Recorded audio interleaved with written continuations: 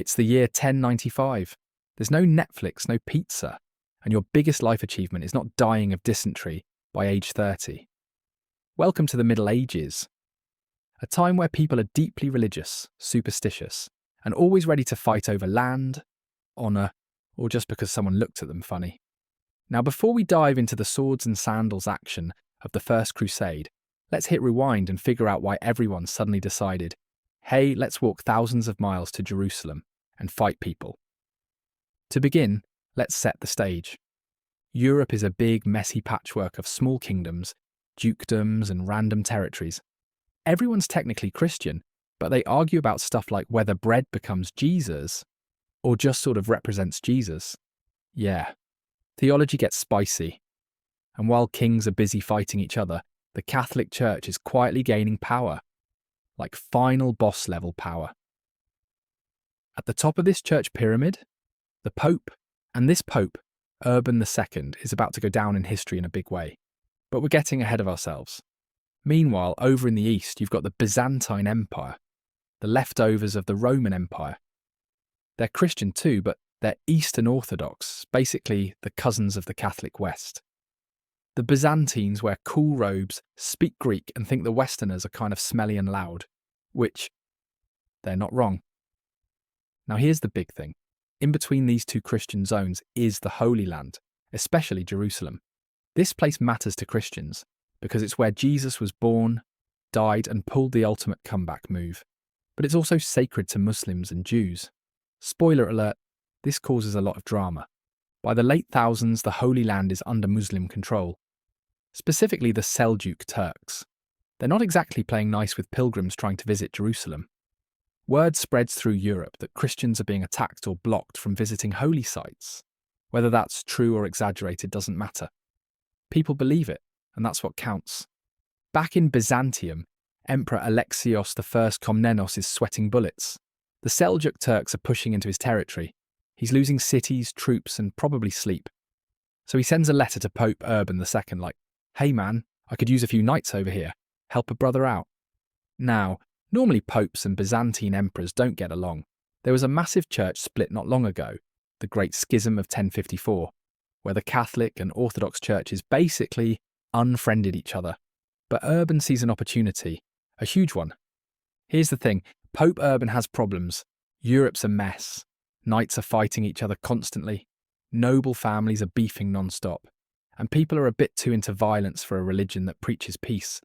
Urban's like, what if we channel all this chaos into something holy? So in November 1095, he calls the Council of Clermont in France. It's a huge crowd of nobles, church leaders, peasants, basically anyone who was anyone, or just bored that week.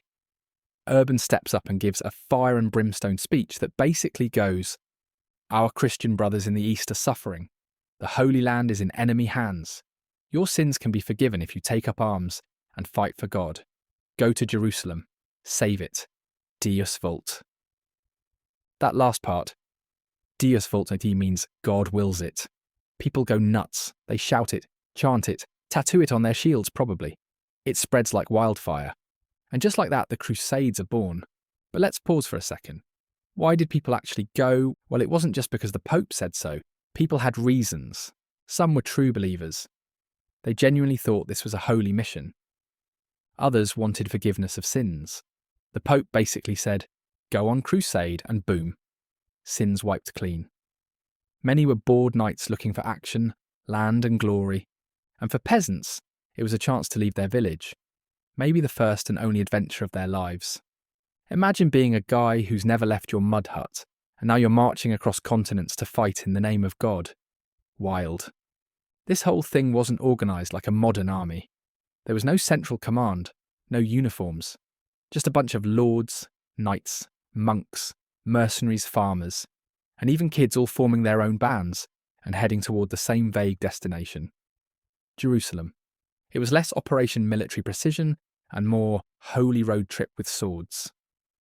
Oh, and did we mention the church made it very clear that killing Muslims was, in this case, a fast track to heaven? Yeah. That's how you get a lot of volunteers.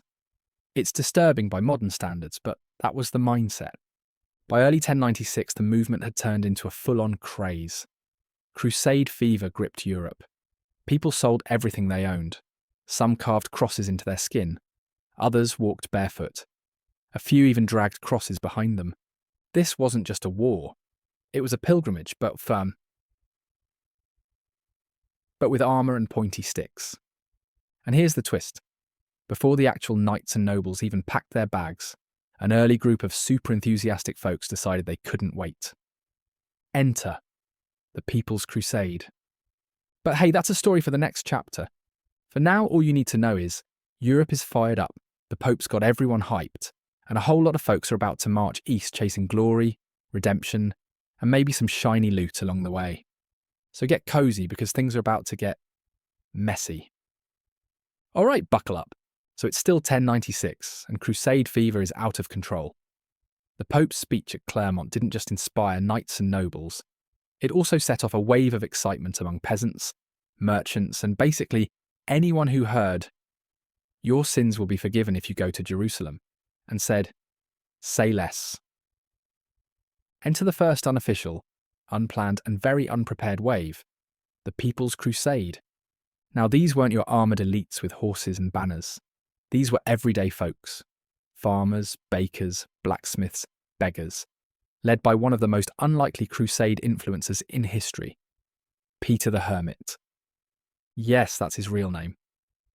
Peter was a barefoot, scraggly bearded monk who rode around on a donkey, preaching fire and brimstone to anyone who'd listen.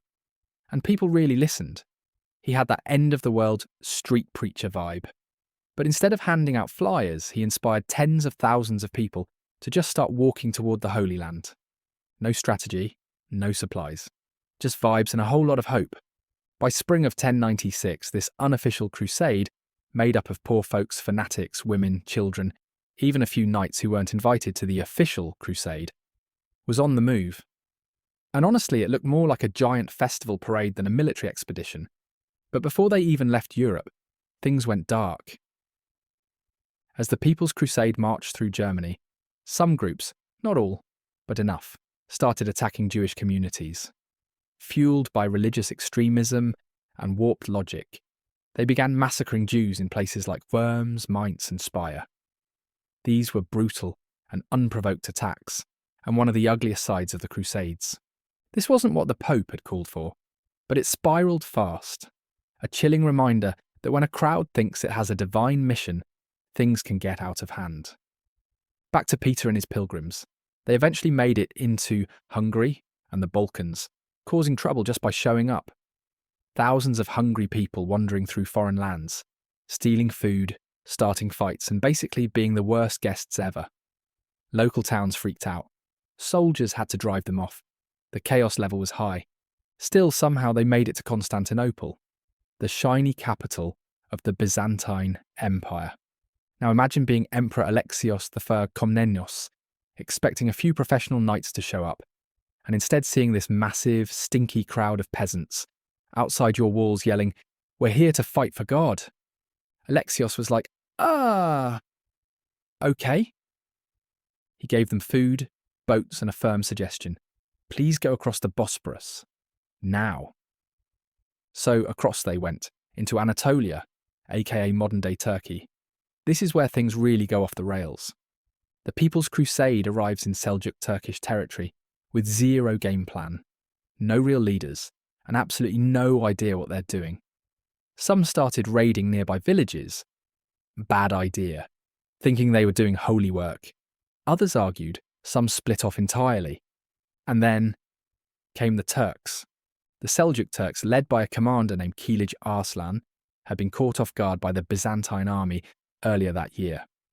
But this time they were ready, and when they saw the People's Crusade wandering through Anatolia like a lost hiking group, they didn't wait. They attacked. The Battle of Sivato, as it's called, October 1096, wasn't even a battle. It was a massacre. The Turks surrounded the Crusaders and just obliterated them. Thousands were killed. Many were captured. Some tried to hide or flee back to Constantinople, but most didn't make it. Peter the Hermit? Oh, he wasn't even there. He'd gone back to Constantinople to get more supplies, or possibly just rethink his life choices. Smart move, honestly. So let's pause and recap. The first wave of Crusaders, the ones who left before anyone was ready, ended in complete disaster. They weren't trained, they weren't equipped, and while many were sincere in their beliefs, sincerity doesn't block arrows. The whole thing was a tragic mess. But here's the kicker. This wasn't the Crusade. It was like the weird opening act before the main band takes the stage. The real Crusaders, the ones with armour, banners, war horses, and egos the size of castles, hadn't even left Europe yet. And when they do, oh boy, things are going to get intense. But before we move on, let's take a second to reflect on the People's Crusade. It's easy to laugh at how unprepared they were, but it also shows just how powerful the Pope's message was. People really believed. They left behind homes, families, and everything they knew for a journey that, for many, ended before it even started. It's also a reminder that when people mix faith, fear, and misinformation, it can lead to tragedy. And this won't be the last time we see that combo on this crusade. So now the stage is cleared, the warm-up act is over, the crowd has thinned, the Turks are watching, and the real Crusader armies, the lords, the knights, the war-hardened elite, are on their way. We'll meet them next. South, the People's Crusade crashed and burned like a campfire in a windstorm. But Europe? Oh, Europe's just getting started. Word of the Pope's epic Deus Vult speech is still echoing through towns, castles and villages, like the world's longest game of telephone. And now, the real Crusaders are gearing up. The professional ones, the knightly ones, the ones who know how to hold a sword without accidentally slicing their own foot. This is where things go full medieval blockbuster. Let's talk about who these guys are, and we've got some of Europe's top-tier nobles joining in. Think of them like the Avengers, but in chainmail. Godfrey of Bouillon, Duke of Lower Lorraine. Big sword, bigger faith. Quiet, serious and devout. Raymond of Toulouse, old, rich and super pious. Also a bit dramatic. Bohemond of Taranto, a giant of a man, former Norman prince. Total wild card. Robert of Normandy, son of William the Conqueror. Prestige, unlocked. Hugh of Vermandois, brother of the King of France, carries himself like royalty. Because, well, he is. Each one's got their own army of knights, soldiers, and camp followers. Plus horses, weapons, wagons, and probably a whole lot of questionable food. And they're all headed toward Constantinople, one by one, like a bunch of overconfident GPS-less road trippers trying to meet up at the same festival. But wait, before we talk strategy and marching routes, let's take a second to ask the big question. Why were they going? The Pope said salvation, but let's be honest, people had lots of reasons. Reason number one, get into heaven fast. Urban II basically offered a cheat code. Go on crusade, fight for Christ, and bam, sins forgiven. People took that very seriously. Imagine you've spent your life pillaging your neighbours and yelling at peasants, and now you're told you can wipe the slate clean? That's a deal. Reason number two, land and loot, baby. A lot of younger nobles didn't inherit lands back home. Thanks, primogeniture.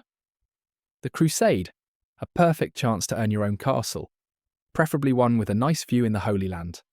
And hey, if you stumble upon gold or a city along the way, even better. Reason number three, glory and legacy. Back then, your legacy mattered. If you were a knight, dying in battle for God was the ultimate flex. Families would sing your praises for generations. And if you survived, you'd return a hero, maybe even a ruler. Reason number four, genuine faith. Let's not forget this. A lot of people truly believed. They felt called. They cried at sermons. They fasted, prayed, and carved crosses into their armour. This wasn't just a trip. It was a holy mission. So yeah, faith, fame, fortune, and forgiveness. The 4 F's of crusading. Now the planning, or more accurately, the lack of it. Each noble sets out separately with their own army. There's no central leader, no coordinated plan. Everyone's like, we'll figure it out when we get there. Classic. They choose different routes across Europe, through France, Italy, Germany, heading toward Constantinople, the eastern Christian capital. On the way, they pass through towns, forests, mountains, and leave a trail of chaos. Supplies run low. Some Crusaders start looting the locals, even fellow Christians. Not very holy of them. Others get into fights with local rulers. Some starve, some freeze, some turn back. Still, the hype doesn't stop.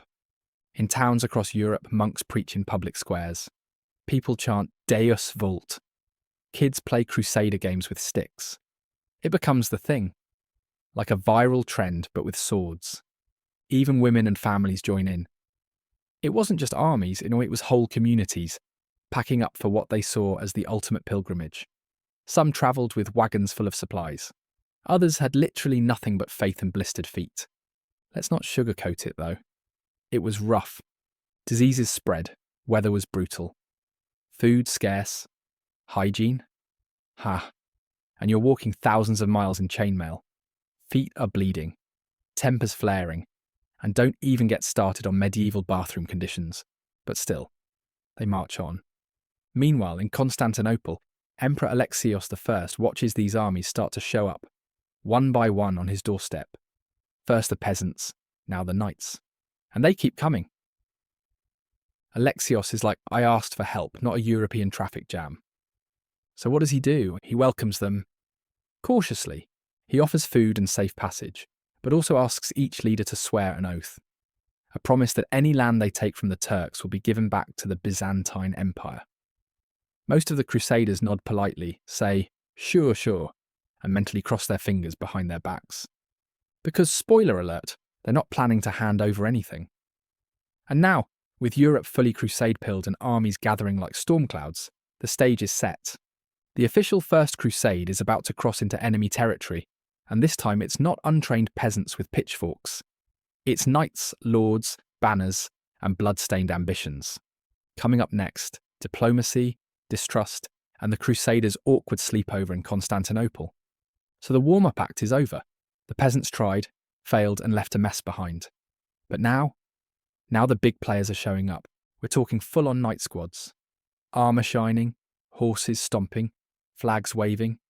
These are the professional warriors, the noble-led armies of the official First Crusade. They're not one army, they're several. Think of it like a medieval music festival, where everyone's showing up with their own band, instruments, and zero coordination. Let's meet the headliners. First up, Godfrey of Bouillon, a pious duke from what's now Belgium. Quiet, serious, and loyal to the church. He brings with him a strong army of knights and foot soldiers, all deeply religious and ready to ride for Christ. Then there's Bohemond of Taranto. Picture a huge, charismatic warrior with a dramatic flair. He's a Norman, the same group that took over England in 1066. And he's got ambition oozing out of his helmet. Bohemond's not here just for God. He's here for land, fame, and maybe a personal kingdom if things go his way. Next, Raymond of Toulouse, the elder statesman. Rich, experienced, and very into the whole God's mission part. He's so devout he brings a bishop along, named Adhemar of Le Puy, who's acting as the Pope's official representative. Raymond thinks he's the natural leader of the crusade. Not everyone agrees. Also joining Robert of Normandy, son of William the Conqueror, Stephen of Blois, married into English royalty, and Hugh of Vermandois, whose brother is the King of France. Basically, half the aristocracy of Europe is on the move. Now, each army takes a different route to the east. Some go through Italy, some through Germany. They have to cross mountains, rivers, and hostile lands. There are bandits, disease, starvation, all before they even see a battlefield. And remember, they're bringing everything with them. Armour, tents, food, cooks, blacksmiths, priests, animals, and sometimes their whole families. It's less like an army march and more like a travelling medieval circus with swords. As they move, they occasionally clash with locals. Not every European town is thrilled to see thousands of hungry soldiers tramping through their fields. Some Crusaders steal food. Others demand gifts in exchange for peace. It's not exactly the holy image the Pope had in mind. Eventually, they all start arriving at the gates of Constantinople, the capital of the Byzantine Empire. And boy, is that awkward. Remember Emperor Alexios I, the guy who originally asked for help. He's now got wave after wave of heavily armed Western knights camped outside his city. These aren't just visitors. These are people who burn with religious zeal, love to fight, and have no idea how to follow local rules. Alexios is nervous. Very nervous, since he's also smart, so he uses diplomacy. He greets each noble leader personally, gives them food, gold, and compliments. Then he pulls them aside and says, "Hey, just a quick favour. Can you all swear that whatever lands you take from the Turks, you'll give back to me?" Now this is tricky. Some of the Crusaders, like Raymond, agree. Kind of sincerely. Others, like Bohemond, smile politely, while secretly planning how to carve out their own kingdoms. They say yes, but they don't mean it. Still, Alexios manages to avoid a full-blown disaster. One by one, the Crusader armies cross the Bosporus, that narrow strip of water that separates Europe from Asia. Alexios ferries them across in ships. Better to keep them moving than have them hanging around the capital. By now it's early 1197. The crusade is officially in motion. The various leaders have now merged their armies into one giant force, kind of. They agree to cooperate, but there's no single commander. Arguments break out constantly. Who's in charge? Whose banner goes in front? Who gets credit if they win? It's like trying to plan a road trip with 7 people who all think they're the driver. Meanwhile, the soldiers are tired, hungry, and confused. Many don't speak the same language. A French knight might not understand a German foot soldier. The only thing keeping them united is the goal: take Jerusalem. But first they have to get there, and that means going through Seljuk Turkish territory. And the Turks? They're not rolling out the welcome mats. Up ahead lies the fortified city of Nicaea, the first real test for the crusade. But before that, let's take a quick look at the bigger picture. This is no longer a small religious mission. It's a multinational military campaign involving tens of thousands of people. Different goals, different personalities. And no clear plan beyond go east and win. It's a miracle it's come this far without falling apart. But tension is building. Between the Crusaders and the Byzantines. Between leaders and between faith and ambition. Because let's be real, this isn't just about God anymore, it's about power, land, pride, and survival. The First Crusade is officially on the move, and the next stop, the gates of Nicaea. So the Crusaders have finally crossed into Asia Minor, aka the land of scorching heat, rocky hills, and Turkish archers hiding behind every boulder. But before they can get anywhere near Jerusalem, there's a rather large, well-defended obstacle in the way: the city of Nicaea. And Nicaea, it's not your average medieval town, and it's a big deal. It's got thick stone walls, towers, a lake on one side. It's the headquarters of the Seljuk Turks in the region. And it's controlled by none other than Kilij Arslan, the same guy who wrecked the People's Crusade not long ago. Problem is, Kilij Arslan isn't home right now. See, when he heard the Crusaders were arriving, he thought, "Psh, just another batch of peasants. I already crushed the last group." Not worried. So he left town to deal with some rival Muslim princes. Oops, that underestimation.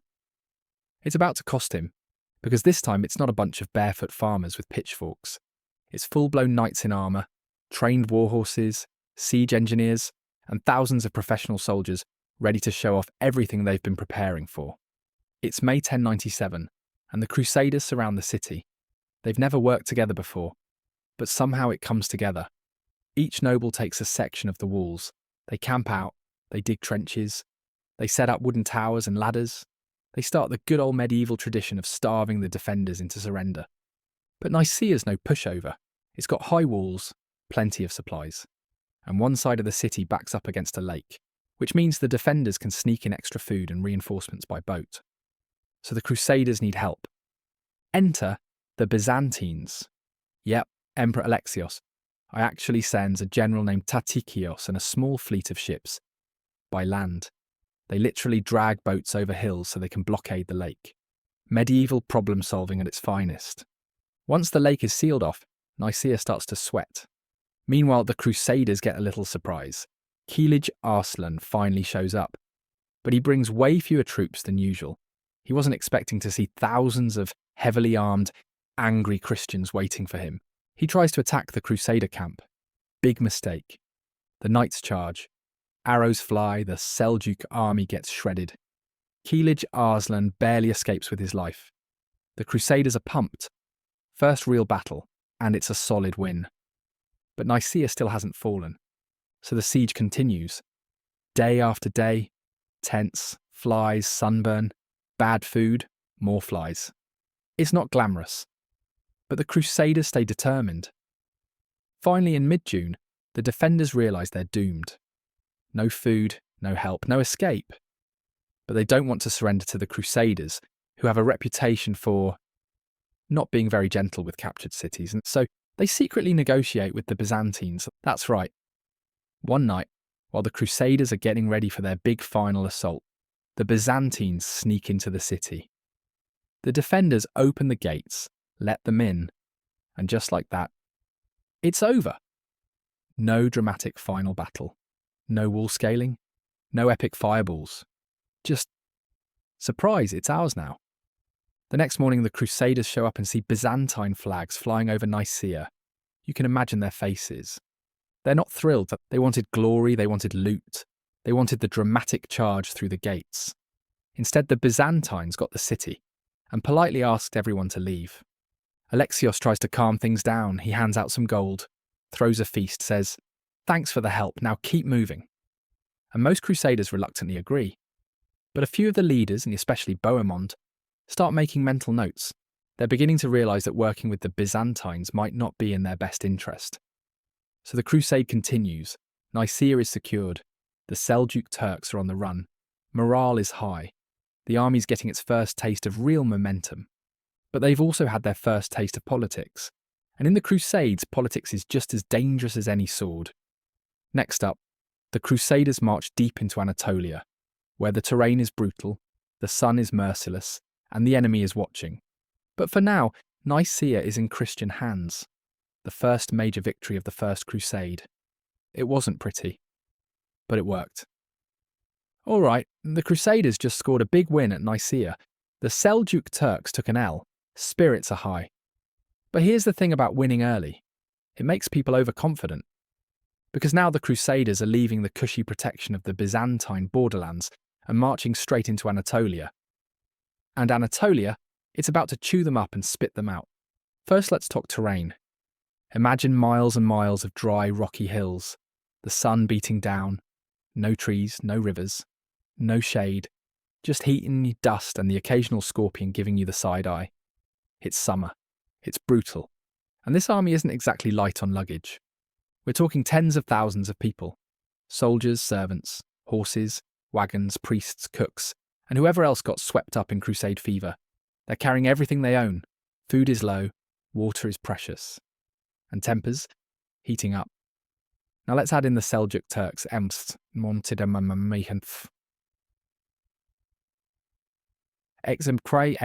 in mobile warfare. They don't fight like the Europeans. No big set-piece battles. No knights clashing with knights. The Turks use hit-and-run tactics. Ambushes, harassment. They strike fast on horseback, shoot arrows from a distance, then vanish into the hills. And the Crusaders? They're marching in full armour under the sun, dragging wagons, relying on outdated maps and gut instinct. Not exactly built for this, but they push on. It's July 1097, and the army is headed toward Dorylaeum, a key town deep in Anatolia. Along the way, they decide to split into two groups. Because what could possibly go wrong with dividing your forces in enemy territory? One group, led by Bohemond and Robert of Normandy, goes ahead. The second group, led by Godfrey and Raymond, follows a day behind. Big mistake. Because Kilij Arslan, now furious about losing Nicaea, has regrouped. He gathers his cavalry and ambushes the lead group near Dorylaeum. It's chaos. Bohemond's camp is attacked just after sunrise. Arrows rain down. Horses scream. Soldiers scramble. The Crusaders form tight circles. Basically, human hedgehogs, with knights on the outside, civilians and supplies in the middle. They're surrounded, outnumbered, and low on water. It's starting to look like the People's Crusade all over again. But this time, help is coming. Hours pass. The Crusaders hold their ground. The Turks keep circling, firing arrows, avoiding direct fights. But just when things look grim, the second group shows up. Godfrey, Raymond and their knights, arrive like the cavalry in a movie. They charge in, slam into the Turkish lines, and suddenly the momentum shifts. Now it's the Turks who are retreating. The ambush turns into a full-on rout. Kilij Arslan pulls back. The Crusaders win the day. It's a massive relief. And also a wake-up call. From here on out, the Crusaders march closer together. No more splitting up. They've learned, the hard way that Tontane Noha, that Anatolia is no joke. But even without the Turks, the journey is rough. Food is scarce. Some towns are abandoned. Others are hostile. Water is hard to find. Diseases start spreading. Dysentery, fever, infections. People collapse. Horses die. Knights have to walk, which they are not used to. The roads are dry, the sun is constant, and there are no supply lines. Everything has to be carried or scavenged. Morale dips. Arguments break out between leaders. Some suggest turning back. Others accuse each other of hoarding supplies, but they keep going. Because turning back now would mean admitting defeat. And for these Crusaders, fueled by pride, religion, and the promise of eternal glory, quitting isn't an option. Eventually they stagger into Iconium, a decent-sized city that still has people in it. They raid some supplies, rest for a bit, then march on again. And somehow, through heat, hunger, and endless miles of rocky nothing, they make it to the next major stop, Antioch.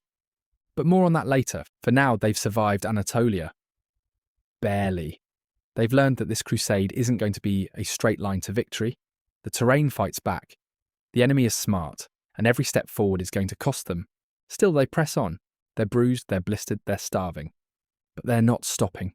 Because ahead lies the next great challenge, one of them mommy. It's one of the most brutal sieges in medieval history. The Crusaders have dragged themselves through Anatolia, sunburned, starving, and still somehow moving.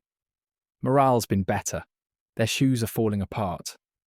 But up ahead, rising out of the Syrian plains, is a city that changes everything. Antioch. And this isn't just any city. It's ancient, strategic, and heavily fortified. Big, thick walls, multiple layers of towers, a massive citadel sitting on a hill, and surrounded by rivers and cliffs. For the Crusaders, taking Antioch is non-negotiable. It's the last major stop before Jerusalem, and it controls the road south. Problem is, Antioch doesn't exactly want to be taken. It's held by the Seljuk Turks, under a commander named Yagi Siyan, a clever, cautious guy who's already kicked all the local Christians out just in case they get ideas about helping the invaders. So in October 1097, the Crusaders set up camp outside the city walls, and the waiting begins. Now let's be clear, this isn't going to be a quick siege. There's no secret tunnel, no Trojan horse, no magic trick. This siege lasts 8 months, and during that time just about everything goes wrong. First, the Crusaders don't have enough men to fully surround the city, which means supplies can still get in. That makes the siege longer and messier. Second, they're in enemy territory. No fresh food. Winter hits hard. The rivers freeze. The roads turn to sludge. Soon, knights are eating whatever they can find. Roots, leather, rats. Even their own horses. People start dying. Not from battle. From hunger, disease, and just plain exhaustion. Desertion becomes a problem. Some Crusaders sneak off in the night. Others give up and try to head home. Morale is at rock bottom. And then there are the rumours. One story says some Crusaders resorted to cannibalism. No joke. Supposedly, when a small Muslim town was raided nearby, a few starving soldiers cooked the bodies. Whether it's true or not, the story spreads. And it's gruesome. Meanwhile, inside Antioch, Yagi Siyan is holding out. He taunts the Crusaders by hanging Christian prisoners from the walls. The defenders launch surprise attacks. It's a long, bitter stalemate. But then, good news. Reinforcements arrive. A Genoese fleet shows up at a nearby port with supplies. It's a lifesaver. Suddenly the Crusaders have bread again. And energy. And plans. They keep trying assaults, but the walls are too strong. They need a way in. That's when Bohemond steps up. Bohemond has a contact, an Armenian guard inside the city named Firuz. And Firuz. He's not a fan of his bosses. Bohemond works out a secret deal. On June 3rd, 1098, under the cover of night, Firuz opens a hidden gate. A small group of Crusaders climbs the walls, takes out the guards and unlocks the main gates from inside. Boom, Antioch falls. Chaos erupts. The Crusaders storm in. It's a massacre. Many Muslim civilians and soldiers are killed. Yagi Sian flees but is caught and beheaded. His head is brought back as a grim trophy. Victory, right? Not quite, because the very next day, news comes in. A massive Muslim relief army, led by Kerboga of Mosul, is on the way. And it's big, way bigger than the Crusader army. Suddenly the Crusaders go from being the attackers to being the ones trapped inside the city. Talk about a reversal.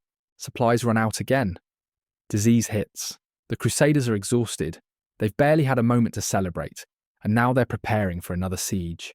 This time, from the inside out. That's when the weird stuff starts. A low-ranking Crusader named Peter Bartholomew has a vision. He says St. Andrew came to him and told him where to find the Holy Lance, the spear that pierced Christ's side during the crucifixion. And believe it or not, they dig it up. Was it really the lance? Who knows? It looked like a random old spearhead. But people were desperate for hope, and suddenly they had one. The discovery of the lance lights a spiritual fire under the Crusaders. They fast, they pray, they prepare for a final battle. And on June 28, 1098, they march out of the city gates and attack Kerboga's army. Everyone expected the Crusaders to be wiped out. Instead, Kerboga hesitates. Some of his allies betray him. His army loses cohesion, and the Crusaders fired up on faith, adrenaline, and probably a bit of madness. Win. They break the siege. The enemy flees, and somehow miraculously Antioch is theirs to keep. But not without more arguing. Bohemond says, I took the city, I keep the city. Raymond of Toulouse and the others disagree. Tensions rise, factions form. But Bohemond holds firm. Antioch becomes his prize. The crusade now slows to a crawl. Everyone's tired. Some want to stay in Antioch. Others want to push on. Supplies are short. The unity is cracking. But Jerusalem is still out there, waiting. And after surviving one of the most brutal sieges in medieval history, the Crusaders know two things for sure. This war isn't over, and it's only going to get harder. So Antioch's in Crusader hands? Barely. The Turks are gone, the gates are shut, and the Crusaders are still alive, which is more than anyone expected. You'd think they'd ride straight to Jerusalem, fueled by faith and victory. But they don't. Because after months of hunger, disease, betrayal, and random people claiming to find holy relics under their feet, the Crusaders are tired. Like, fall asleep sitting up in full armour, tired. And worse, they're about that they're divided. Bohemond, the ever-ambitious Norman, wants to keep Antioch for himself. He says, look, I captured the city. I made the secret deal. I defended it. I'm keeping it. He plants his flag and sets up shop. Raymond of Toulouse is like, no. We all agreed everything goes back to the Byzantines. Remember that awkward oath everyone made to Emperor Alexios? Raymond is still trying to honour it. Bohemond is not. This sparks a leadership crisis. Some nobles side with Bohemond. Others stick with Raymond. Godfrey stays quiet but watches everything. The Pope's official guy, Bishop Adhemar, tries to hold things together, but tension's in the air. Meanwhile, the soldiers, they're dying again. Antioch has been half-burned, looted and drained of food. Disease spreads fast. Sanitation is non-existent. Every meal could be your last. Morale, which had just started to bounce back after the Holy Lance moment, dips again. And speaking of the Holy Lance, let's talk about that. Remember Peter Bartholomew, the guy who had visions and claimed to find the lance that pierced Jesus? Well, now people are divided on that too. Some think it's a miracle, proof that God is on their side. Others think it's just a random rusty spear some guy dug out of the dirt to feel important. Bishop Adhemar? He's sceptical.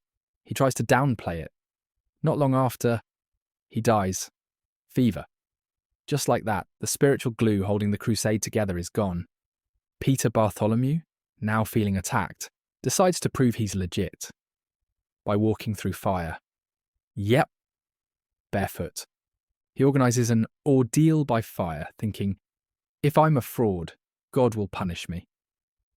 So he walks barefoot through flames. And it goes terribly. He's badly burned. People still argue whether he survived for days or died instantly.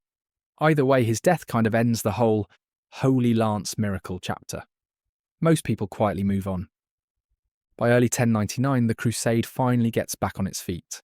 They leave Antioch behind. Some stay to defend the new Crusader state. But a big chunk of the army starts marching south, toward their final destination, Jerusalem. The road is long, hot, and dangerous. They cross through modern-day Syria and Lebanon, passing towns that range from friendly to very, very not. Sometimes they're welcomed. Local Christian or neutral Muslim communities offer food and guidance, not because they love the Crusaders, but because they'd rather deal with them passing through than laying siege to their homes. Other times battles break out. Supply trains are attacked. Scouts vanish. At one point, the Crusaders are so desperate for water they drink from swamps. Knights ride ahead looking for springs and wells. Many die just from dehydration. Still, they march. Now remember, it's not just warriors. There are priests, monks, cooks, blacksmiths, and random peasants who've survived the journey this far. Some are walking barefoot. Others have lost family, friends, even armour. The crusade has been bleeding people for almost 3 years now. But there's one thing keeping them moving: Jerusalem. It's close, it's real. And it's become more than just a city. It's a symbol, a goal, a promise. Every sermon, every prayer, every speech, they all end with, we must reach the Holy Sepulchre. And slowly, painfully, step by dusty step, they do. By June 1099, the Crusaders arrive at the gates of Jerusalem. And what do they see? Stone walls, watchtowers, soldiers on the battlements. Because, of course, it's never that simple. The city is held by the Fatimid Caliphate, a different Muslim power from the Seljuks. They took control while the Crusaders were busy in Antioch. Now they're ready. And the Crusaders? They're exhausted, malnourished, and low on supplies. They have no siege engines, no ladders, no food, and no backup. But they've made it. It took nearly 3 years, countless deaths, freezing winters, desert heat, betrayal, disease, spiritual visions, and way too many arguments about oaths. But they're here. And Jerusalem? Jerusalem is next. Because the final siege is about to begin. It's June 1099. The air is dry, the sun is mean, and the Crusaders are finally standing outside the place they've been dreaming, preaching, and bleeding for Jerusalem. This is it. The finish line. They've made it through 3 years of marching, starving, and occasionally stabbing each other in the back. And now the holy city is right in front of them, shimmering in the distance, sitting on a hill, wrapped in stone walls and guarded like a treasure chest. And of course, they're not ready. The city is held by the Fatimids, a powerful Shia Muslim dynasty based in Egypt. The Fatimid governor, Iftikhar al-Dawla, has stocked Jerusalem with food, water, and a full garrison. He's kicked out most Christians, just in case they side with the Crusaders, and reinforced the walls. Meanwhile, the Crusaders, they show up half-starved, sunburned, and with zero siege equipment. So the mood is kind of awkward, and they've reached their sacred goal, but they can't actually get in. But if we've learned anything by now, it's that these folks don't give up easy. The first thing they do is pray. A lot. They march barefoot around the city, in a big public display of repentance. Monks chanting, knights weeping, priests waving crosses. They're trying to convince God to help them out. Then comes the planning. Bohemond stayed behind in Antioch, so leadership falls to Godfrey of Bouillon, Raymond of Toulouse, and a few other still-breathing nobles. The plan? Build siege towers, battering rams, and ladders. But how?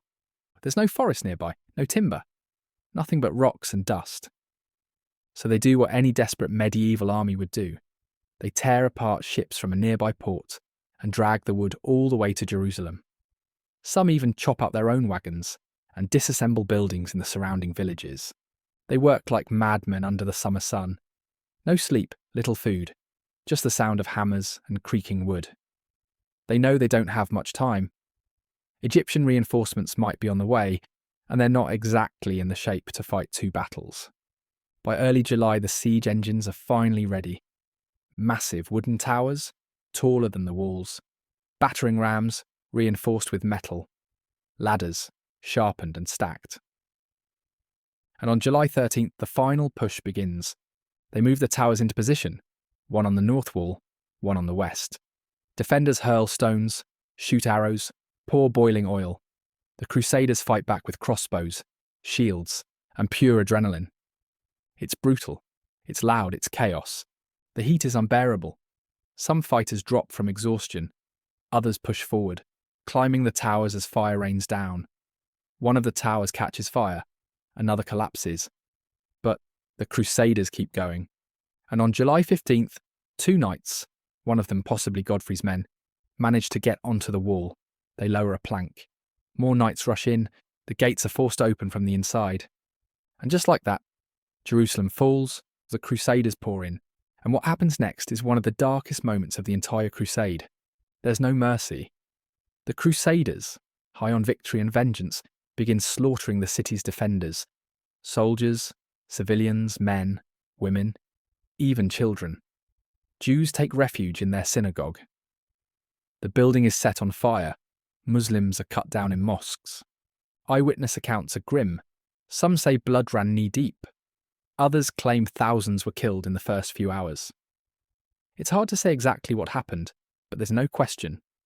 The capture of Jerusalem ended in massacre. To the Crusaders, this was judgment, a holy cleansing, a bloody reward for years of suffering. To the rest of the world, it was a horror story. Still, in their minds, they had done what they came to do. They won. Jerusalem was theirs. They wept. They prayed. They walked barefoot through the Holy Sepulchre, the tomb of Christ, singing hymns and giving thanks. They believed truly that God had blessed them. But now came the next question. Who rules the holy city? Raymond of Toulouse refuses the crown, saying he won't wear gold where Christ wore thorns. Sounds humble, right? Some think it's just a tactic to avoid responsibility or look extra holy. So instead, Godfrey of Bouillon steps up. But even he doesn't call himself king. He takes the title Defender of the Holy Sepulchre. Just enough power, just enough humility. Classic Godfrey move. And with that, the kingdom of Jerusalem's born. But it's fragile, surrounded by enemies, short on supplies, and built on blood. The crusade isn't really over, not for the people who stayed behind, not for the Muslims planning retaliation, not for the Byzantines who never got their land back, but for the men who marched from Europe, through Anatolia, through Antioch, and finally to Jerusalem. This was the end of the road. They did what no one thought was possible. And now? Now they have to figure out how to hold it. All right, we've made it to the grand finale, the Siege of Jerusalem. But wait, didn't we already cover that in the last chapter? Yes. And no. See, Chapter 9 gave us the what happened, the events. But this chapter, this one's about how it happened, the gritty details, the desperation, the sheer effort it took for a half-starved band of survivors to actually pull this off. Because make no mistake, taking Jerusalem wasn't some clean victory wrapped in a hymn and sealed with a kiss. It was a mess. So let's rewind just a bit. It's June 1099 and the Crusaders have finally arrived. And what do they see? A stone fortress, thick walls, massive towers, guarded gates, and a city fully prepared for a long siege. The Fatimid garrison isn't just lounging around. They're alert, well-fed, and ready to make this a nightmare. Inside the walls, food and water are stockpiled. Archers are positioned. Boiling oil's probably already warming up. The Crusaders, meanwhile, have next to nothing. They've got maybe 1,200 knights and about 10,000 infantry. No siege weapons, no trees, no food, and no horses because most of them died somewhere between Antioch and here. But what they do have is desperation and faith, and that weird crusader tendency to keep going no matter how many times they nearly die. The first thing they do is pray. Again, a big barefoot march around the walls, a ritual of humility. Some of them fast, some cry, others argue about who's in charge. Pretty standard by now. Then they start gathering supplies. There are no forests around Jerusalem, but there are still some trees, doors, fences, and furniture in the nearby villages. The Crusaders rip it all up. They start building siege towers and battering rams out of anything remotely wooden. And here's where it gets interesting. The Crusaders build 2 siege towers, one under Godfrey of Bouillon on the north wall, the other under Raymond of Toulouse on the west. They're not just betting on one attack, they're hedging, but even that almost fails. On the eve of the attack, they realise the Fatimids have reinforced the area where Raymond is. The west wall is stronger than they thought. So Godfrey makes a last-minute move. He disassembles his tower, rolls the parts across the valley, and rebuilds it overnight on a weaker section of the wall. It's one of the boldest moves of the entire crusade, and it works. On July 14th, the siege begins. Arrow volleys, boiling oil, stones dropping from the sky. Both sides are fighting with everything they've got. But it's July 15th that changes everything. Godfrey's tower rolls into position. Ladders are extended. Knights start climbing. The defenders push them back again and again. But Godfrey's men keep going. Finally, one of his knights, probably Leitold of Tournai, though records are fuzzy, manages to get onto the wall. He fights his way across, drops a plank, and the others follow. Suddenly the north wall is breached. Crusaders flood into the city. Inside, the Fatimid garrison tries to hold the line, but they're overwhelmed. Some retreat to the Al-Aqsa Mosque, others to the Tower of David. But resistance crumbles fast. Raymond's forces, pushing from the west, break through their section too. And just like that, Jerusalem falls. Now comes the part that still echoes through history. The Crusaders don't just take the city, they cleanse it. In the most brutal way possible. What follows is a massacre. Muslims are cut down in the streets, in mosques, in homes. Jews are burned alive inside their synagogue. Even some local Christians are accidentally attacked in the chaos. There's blood in the streets, fires in the markets, screams echo off the stone walls. Some knights weep in joy at reaching the Holy Sepulchre. Others kill without mercy. And for those watching from afar, in Europe, in the Muslim world, the event becomes a turning point. To the Crusaders, it's divine justice. To everyone else, it's a slaughter. Later accounts, exaggerated or not, describe rivers of blood, people up to their ankles in the stuff. The image becomes part of Crusader legend and propaganda. And once the killing slows, the praying begins. Knights, soldiers, monks. They fall to their knees in the church of the Holy Sepulchre. They chant, they cry, they thank God for victory. It's the spiritual high point of the crusade, and the absolute moral low. After 3 years of marching, fighting, starving, and surviving, the First Crusade has succeeded. Jerusalem is under Christian control. But at what cost? Tens of thousands dead, cities burned, entire communities wiped out, and a legacy that will echo for centuries. Not just in Europe, but across the Islamic world. Still, for the Crusaders, this is the end. The dream fulfilled. The cross planted high on the walls of Jerusalem. And the cry that carried them all the way here. Deus vult. God wills it. Jerusalem has fallen. The Crusaders, covered in dust, sweat, blood, and a weird mix of triumph and exhaustion, stand inside the holy city, not as pilgrims anymore, but as conquerors. After 3 years of marching across Europe and Asia, this is it. The dream fulfilled. The banner planted. The Holy Sepulchre reclaimed. So, now what? You'd think the logical next step would be some sort of calm and respectful rebuilding effort. Is not. Welcome to the medieval version of a group project where no one can agree who's in charge, and half the group thinks they should be the CEO. Let's start with the first big question. Who rules Jerusalem? You've got several candidates. Raymond of Toulouse, the old and pious noble, wants to appear too humble to take the crown, while also quietly hoping someone just hands it to him anyway. Godfrey of Bouillon, who's respected, practical, and not trying to make a big scene about it. And a few other nobles still trying to recover from dehydration and sword wounds. Raymond dramatically declares, "I won't wear a crown of gold where Christ wore a crown of thorns." Very holy, very poetic, but also a little calculated. The other leaders nod, shrug, and then turn to Godfrey, who says something like, "All right, I'll take the job, but I'm not calling myself king." Instead, he takes the title Advocate of the Holy Sepulchre, which sounds super religious and noble, but let's be real, he's running the show. So Godfrey becomes the first ruler of the Kingdom of Jerusalem. Now, the Crusaders have a city, but what they don't have is a functioning government, clean drinking water, or any clue how to hold on to this thing long term. Jerusalem is surrounded by Muslim powers. The Fatimids in Egypt want it back. The Seljuks further east are still mad. The Byzantines are grumbling from afar, and local Christian groups are watching everything very carefully. So the Crusaders get to work. They fortify the city, repair walls, build watchtowers, set up garrisons. They create a rough administration, often handing out authority to whoever's still breathing and can swing a sword. They also set up churches and shrines. Religious energy is at an all-time high. Pilgrims begin arriving again, hoping to pray in the liberated holy city. But things are far from peaceful. First, there's the language barrier. The Crusaders are mostly French and German. The locals speak Arabic, Greek, and Armenian. Then there's the cultural clash. Some of the Crusaders treat the local Christians with suspicion. Others think anyone not Latin Catholic is secretly a heretic. And don't forget the lack of supplies.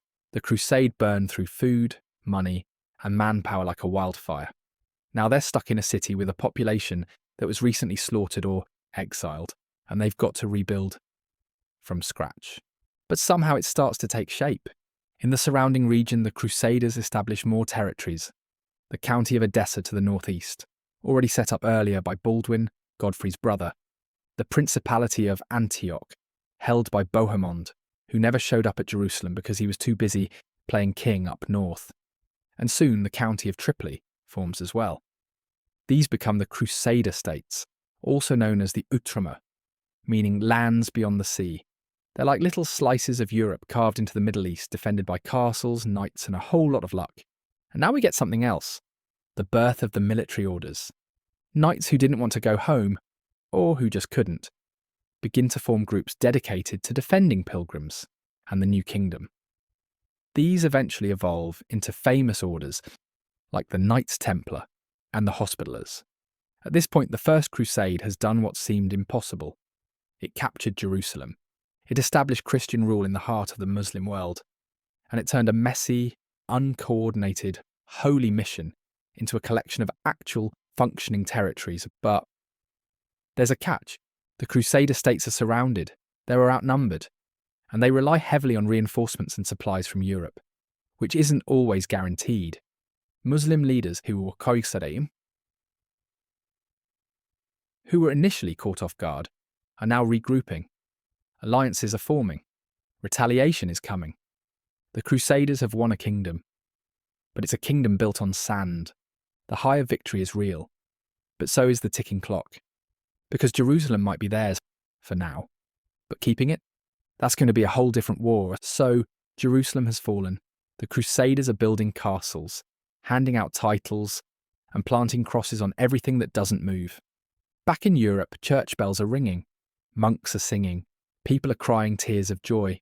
The news spreads like wildfire. The holy city is Christian again. But while the Crusaders are patting each other on the back, the rest of the world, not so impressed. Let's break it down. 1. Europe party time. When word of the Crusaders' victory hits Europe in late 1099, it's a massive deal. Pope Urban II, the guy who started this whole thing, had already died just 2 weeks before Jerusalem fell, so he never even knew they succeeded. Still, the church claims the win. Sermons are written, songs are sung. Chroniclers start painting the Crusaders as holy warriors chosen by God. The First Crusade becomes a legend overnight. Every knight and peasant who went, suddenly seen as heroes. Saints even. Back home, their stories are retold with glowing exaggeration. A knight who maybe got heat stroke near Antioch becomes a lion-hearted warrior in the village tavern version. That one time they drank swamp water. Heroic sacrifice. And guess what? Everyone wants in now. More people than ever want to take the cross. They dream of following in the footsteps of Godfrey and Raymond. This isn't just a one-time thing anymore. It's the start of something bigger. But back in the Holy Land. 2. The Muslim world. Shock, then rage. At first, the Muslim response is slow. Why? Because the Islamic world in 1099 is divided. The Sunni Seljuks and the Shia Fatimids are fighting each other more than the Crusaders. And the Crusaders? They rolled in during that perfect little window when nobody was paying attention. But once Jerusalem falls, reality sets in. Muslim scholars, warriors, and rulers are horrified. The massacre becomes infamous.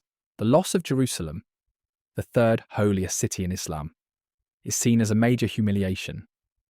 Soon poems are written. Preachers begin rallying the faithful. People start calling for jihad, a counter-crusade. This reaction doesn't explode overnight. It builds.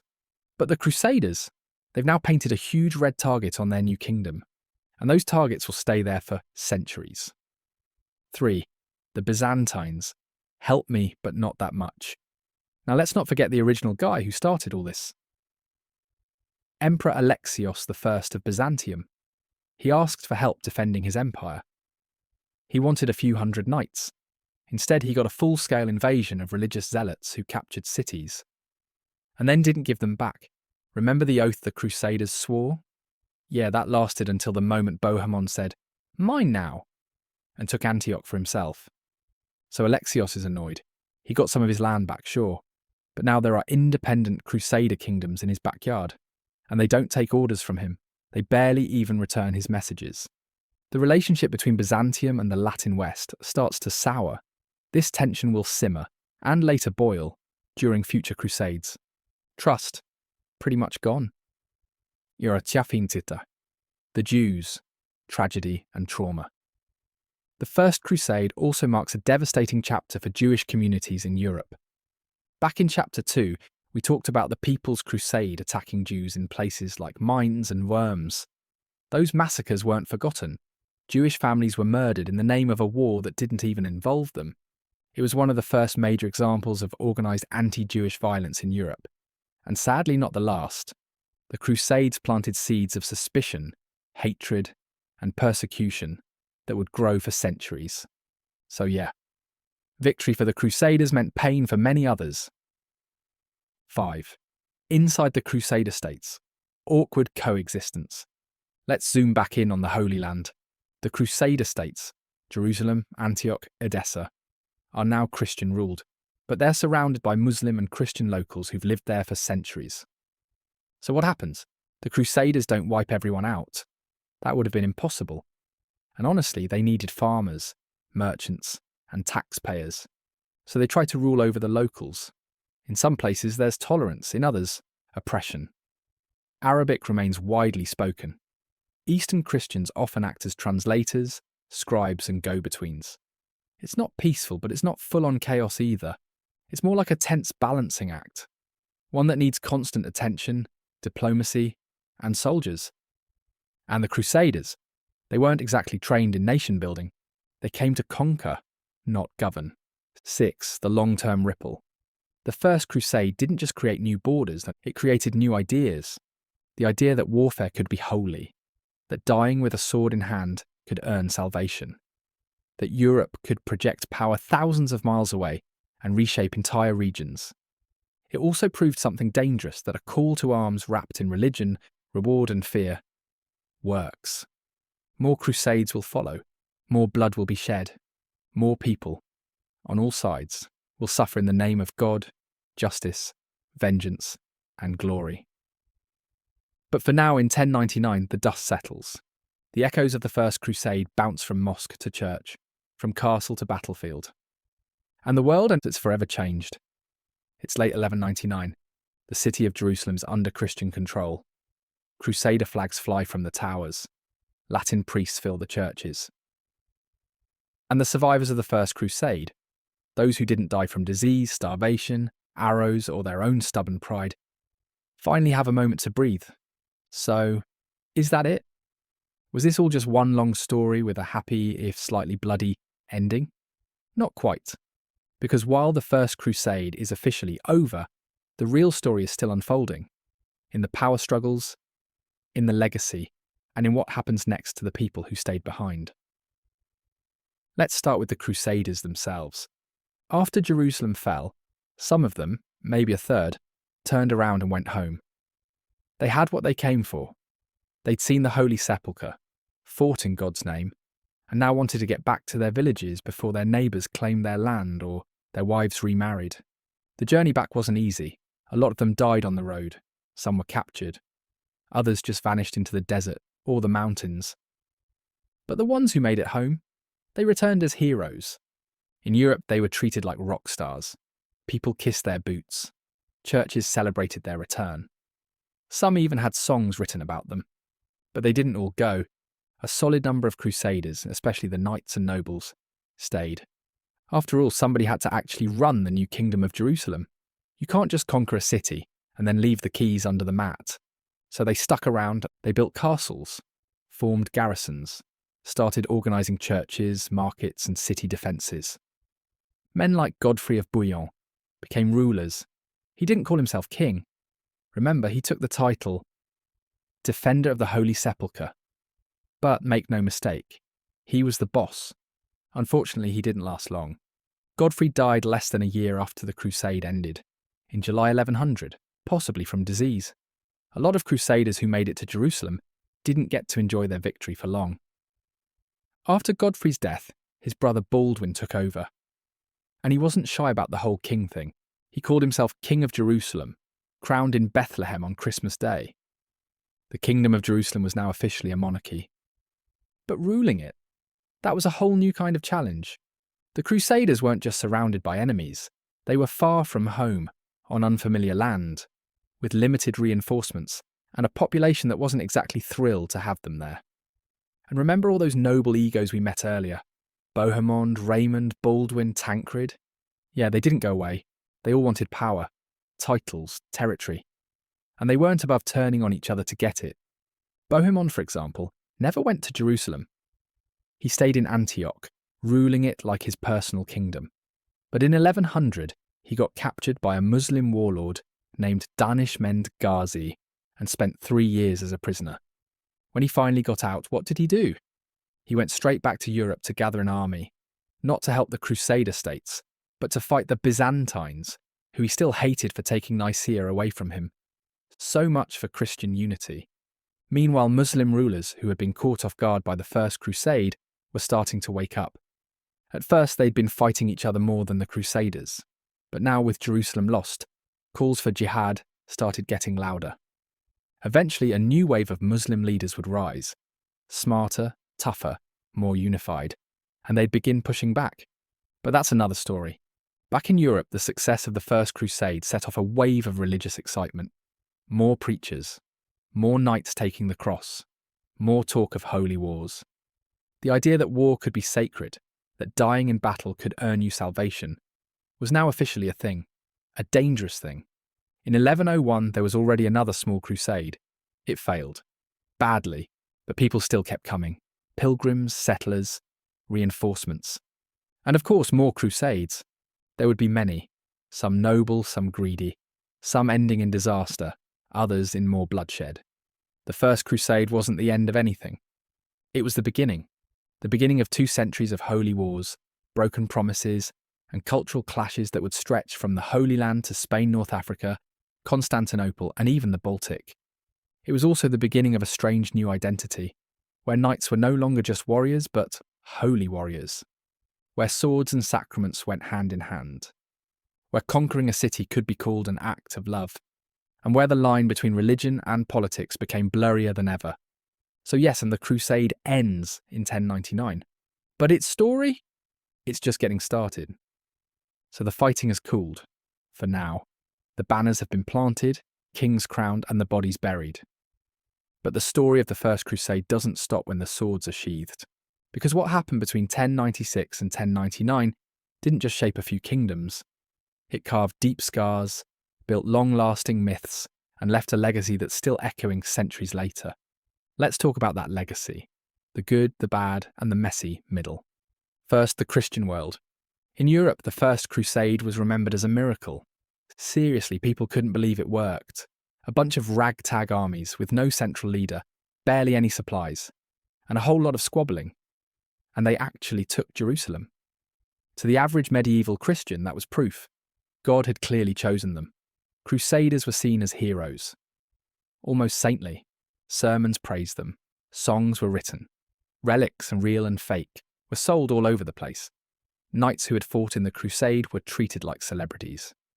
And everyone else wanted in on the action. The success of the First Crusade created a blueprint. Now, the church had a powerful new tool. Mix spiritual salvation with military adventure. Call it a holy mission. Add some promises of land, riches, and forgiveness. Boom! You've got a line out the door. And so, more crusades were planned to defend Jerusalem, to support the Crusader states, to go even further into Egypt, Spain, even the pagan lands of northern Europe. The crusade wasn't just a single event anymore, it was a mindset. Meanwhile, in the Islamic world, the First Crusade was a shock. Remember, the Muslim world was fractured when the Crusaders showed up.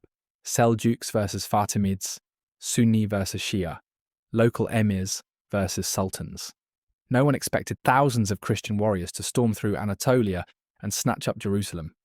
But once the shock wore off, anger took its place. The fall of Jerusalem became a rallying cry. Preachers called for jihad. Poets wrote verses mourning the loss of the holy city. And slowly, leaders began to rise with one goal: take it back. But the revenge wouldn't come overnight. It took time, decades actually, before the Muslim world organised a real counter-offensive. But when it did, it came with force, and the memory of the Crusaders' brutality, especially the massacre in Jerusalem, never faded. To many Muslims, the First Crusade wasn't just an invasion, it was a violation, a religious wound, one that would fuel future wars, policies, and prejudices. And what about the Jews? The First Crusade was a disaster. While the Crusaders were supposed to be heading east to fight Muslims, some took detours, attacking Jewish communities in cities like Mainz, Worms, and Cologne. Thousands were killed in Europe before the Crusade even left the continent. And for what? These attacks weren't part of the Pope's plan. But once the floodgates opened, religious violence proved hard to control. The result was centuries of suspicion, segregation, and persecution. The First Crusade helped normalise anti-Jewish violence in Europe, and that's a legacy that lingers in the darkest corners of history. Legends and lies. As time passed, the story of the First Crusade grew taller, bolder, and more dramatic. Chroniclers added flair. Miracles became more miraculous. Some claimed angels had fought beside the Crusaders. That saints appeared on the battlefield. That relics glowed and guided their hands. Were some of those stories true? Maybe. Were most of them creative retellings? Definitely. The crusade became less about the messy reality, starvation, disease, arguing nobles, and more about the myth, a noble army of Christian knights fighting for God's will. The truth was more complicated. Yes, there was faith. Yes, there was courage, but there was also greed, betrayal, violence, and moments that, even by medieval standards, went way too far. The crusade was never just one thing. It was a contradiction, holy and horrible at the same time. And the divide, the First Crusade also drove a deeper wedge between Christians and Muslims, and between Western and Eastern Christians. Relations with the Byzantines had already been tense. But after Antioch, when Bohemond kept the city, the Eastern Roman Empire lost trust in the Latin West. Future crusaders wouldn't even pretend to help the Byzantines. Some would attack them. One later crusade would even sack Constantinople. As for Christian-Muslim relations, let's just say the Crusades made sure that mistrust, fear, and bitterness were burned deep into memory on both sides. That's the hardest legacy of all. Not the castles, not the titles, but the idea that the other side was not just different, but evil. That's the part that lingered, and in some places it still does. But even so, the Crusade didn't stop people from talking, trading, travelling, or even respecting each other across religious lines. Some Crusaders admired Muslim culture. Some Muslims saw Christian knights as worthy enemies. There were letters, treaties, truces. History's messy like that. Even amid holy war, people found ways to coexist sometimes. But that balance, it was fragile. And it wouldn't last. So here we are, 3 years of marching, starving, fighting, and praying. Thousands of miles walked. Tens of thousands of lives lost. All for a single goal: Jerusalem. And now it's done. Or is it? Because while the First Crusade might have ended in 1099, its shadow stretched far beyond that bloody summer in the Holy City. It didn't just change maps. It changed people, faith, and the way the world thought about war and religion. Let's slow it down for a second. Let's take off the armour, blow out the torch, sit down on a cool stone floor somewhere in a dusty Crusader church, and breathe. This is the part of the story that stays quiet, the part that settles in after the shouting stops. What did it all mean? To the Crusaders, it was a victory blessed by God, a reward for their suffering, proof that their cause was righteous, or even when it was brutal. But deep down, some of them knew. They saw the starving kids. They buried the broken bodies of their friends. They smelled the blood in the streets of Jerusalem. And maybe, just maybe, they wondered if this holy mission had gotten a little too human. To the Muslims, it was a catastrophe, a surprise attack that turned into a tragedy. It left them shocked, grieving, and eventually determined to push back. The loss of Jerusalem became a symbol, and symbols are powerful. To the Jews, it was terror. Towns in Europe burned, whole communities erased. And none of it had anything to do with Jerusalem. And to history, the First Crusade was the beginning of something massive, a turning point. It created heroes and villains depending on who you ask. It blended heaven and hell into one journey. It proved that words like Deus Vult could move armies. That belief could fuel war. That religion, politics, greed and fear could all wear the same mask. But let's not forget the human part of this. The man who left his family to walk east, praying for forgiveness. The woman who followed the crusade with a child in one arm and bread in the other. The knight who fell in Antioch and was buried in silence. The peasant who died before even seeing the sea. The priest who lit candles in Jerusalem while ash still drifted through the air. They were real. They didn't think they were legends. They weren't trying to make history. They were trying to survive, to be saved, to find meaning in a brutal, unpredictable world. And in the end, whether they found what they were looking for or not, their journey changed the world. The stones they built on are still there. The sands they walked across still shift in the wind. And the story they wrote, with swords, prayers, and the cries of 1,000 voices, is still being read. Not just in books or classrooms, but in the way the world remembers faith, war, and everything in between. Because the First Crusade wasn't just a military expedition. It was a mirror, a reflection of what people believe, what they fear, and what they'll do. In the name of something bigger than themselves, a story written in sand and stone. And like all good stories, it never really ends.